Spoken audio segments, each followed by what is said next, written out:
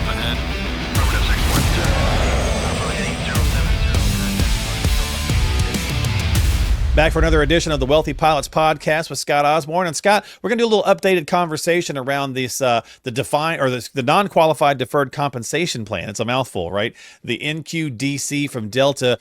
Some more information, some more data. I know you wanted to kind of touch on that a little bit more. So what's going on here? Yeah. Hey, good to see you. This is definitely specific to our Delta pilots. So, sorry to the other guys, but this is I've got enough questions and emails from clients and other folks that I wanted to make sure we got a little bit of information on it out there. So, yep. And so looking at this thing, what are some of the key features, I guess, right? So what are some of the key pieces to talk about? Well, one of the things is it doesn't apply to every single employee and it doesn't apply to every single pilot as well. So, there's a specific list of pilots that are eligible for this plan. It's anybody 55 or older, or a captain on any aircraft, or NFO on a couple of their Boeing or Airbus models, or NFO seniority list that are instructor paid at different rates. So it's got it highlighted in the plan. Most people should know whether they're eligible for it or not, but it's basically anybody 55 or older, a captain, and then a select list of first officers. Gotcha. Okay. And it says ERISA protection and is not qualified under ERISA. Can you break that down a little bit? Yeah. So ERISA is really the IRS code around employer-sponsored retirement plans. So think 401k. Okay. Right. So the non-qualified deferred compensation plan, NQDC, it works similar to a 401k in terms of you can defer your income, right? So any money that goes into my 401k from either Delta or from myself reduces my taxable income for that year. This does work the same way in that, right? Gotcha. Any income I put into the NQDC will actually be deferred as income. It's not going to hit my W-2 that year as income. It's going to go deferred. And that works for profit sharing on it later. Okay. Yeah. It works for the profit sharing as well, it looks like. So yeah. Yeah. The pay. And so, to me, a couple of the ways I would say it's different than a 401k, right? First of all, not everybody's eligible. We already hit the eligibility piece. Right. Second, there's there's a total contribution limit from all sources of 70,000, I believe 70,500 on 401ks. And that's from not only Delta, but also the pilot. So all contribution sources, employer, employee, max 70,500. This does not have an income limit on it, so that's kind of nice. Yeah. But again, it's not an IRS or ERISA protected vehicle, so it doesn't have those same constraints to it.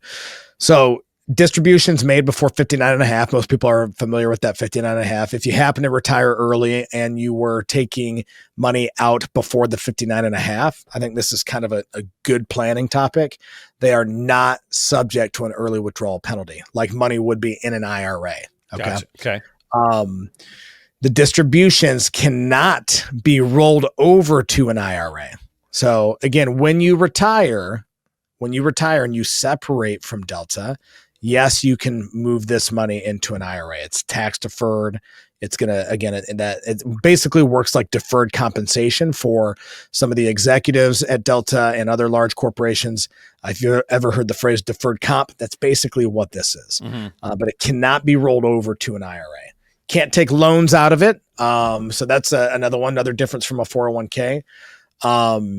And, I think one of the other things that's very interesting is the contributions are considered assets of the company first, not assets of you. So, I think it's a big deal to keep this in mind if you're considering opting in, right? Contributions are considered assets of the company and are available to satisfy the claims of the company's creditors in the event of bankruptcy or insolvency. Interesting. Now, Delta is a great airline. Delta is doing really, really well right now. It's just worth going into this thing eyes wide open, right? But I'm going to say it one more time. Contributions are considered assets of the company and are available to satisfy the claims of the company's creditors in the event of bankruptcy or insolvency. So that's a big deal. I mean, the 401k even is like your 401k is a protected asset if you get sued, let alone Right. If Delta gets sued. So that's something that you definitely want to, make sure that the tax benefit is worth some of the other risks that's out there. So. Gotcha. Yeah. Now looking at that, it was like it's voluntary deferrals, right? So up to 75% of their flight pay and 100% of their profit sharing. So again, could be, and really it looks like a big takeaway is really going to be the tax implications. Really key for strategic tax planning, right? So this could be a valuable tool. It absolutely can be. And, to me, there's a trade-off between the tax side and the investment side, right? So you can't necessarily control this asset as much as you can, if it was in your own investment account, whether that's an individual brokerage account or whether it's in your 401k, you have a lot more control over the investments that are going to go on in there. Now, that said, especially for somebody super senior, last few years of their working career, if they got limited bills at home, let's say their houses are paid off, all your kids are through college, all your many daughters are married off, maybe your expenses are a little bit lower right now, and you don't need that big profit sharing check, or you don't need all the green slip money that's coming in from overtime. You can take advantage of this program to defer compensation for a couple of years and keep yourself in a lower tax bracket, and then realize that compensation after you retire. Because again, Mark, a lot of our senior pilots are making, between 500 and 750,000 a year. Yeah. Some a small percentage even above that, but there's many that are in that range, many. Yeah. And so when you look at the income brackets, you start getting into that 35 and 37% income bracket. You're probably not going to be in that bracket in retirement either. So if we can defer some of that income, because dude, a lot of these guys are hitting the 70,000, 70,500 in the 401k by summer every year. Yeah. And then they're having money spill over into the market-based cash balance plan.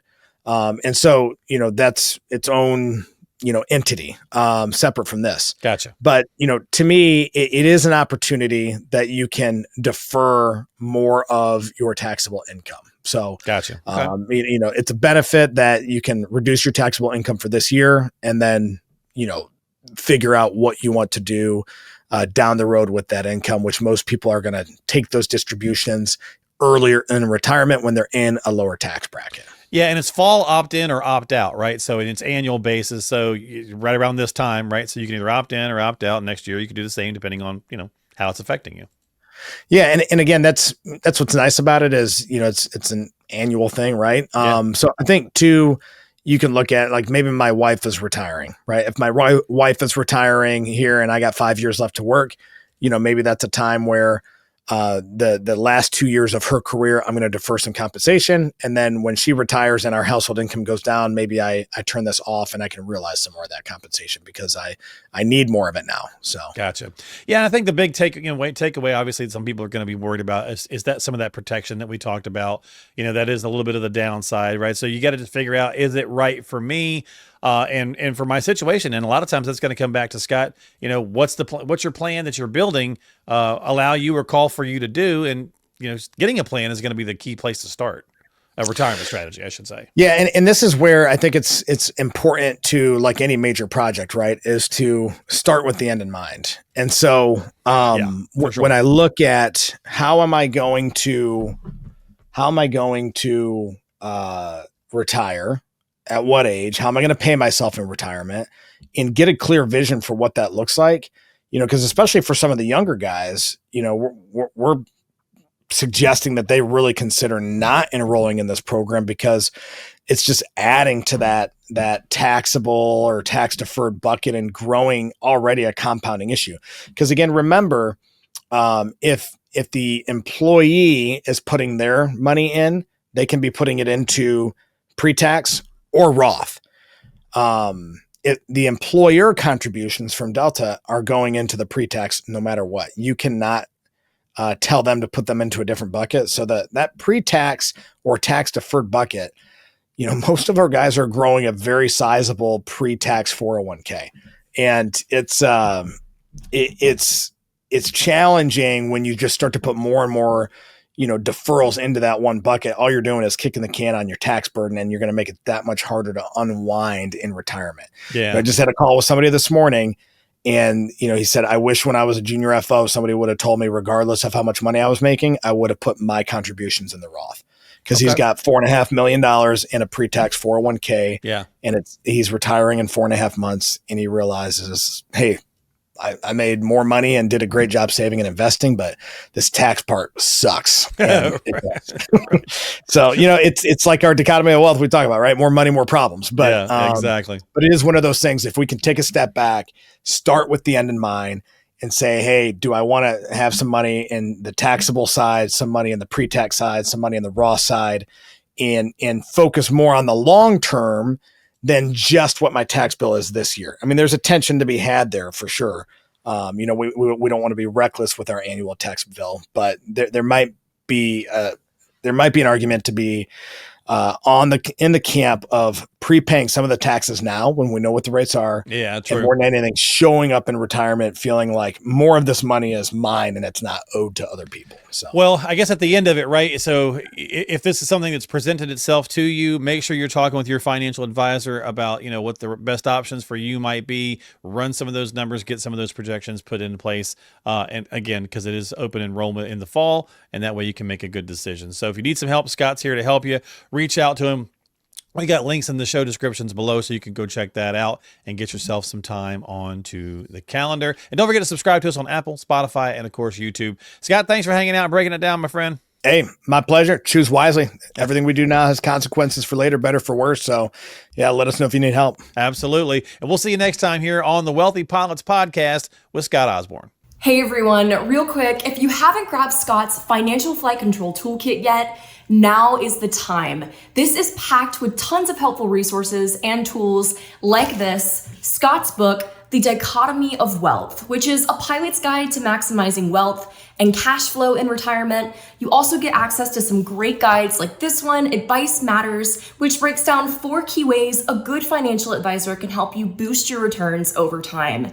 And guides like this one on the pitfalls of emotions when it comes to investing, and this one on the HCM byline investment strategy, and more. So if you'd like your very own Financial Flight Control Toolkit, just click the link in today's show description, and Scott and the team will be happy to get one sent your way at absolutely no cost to you.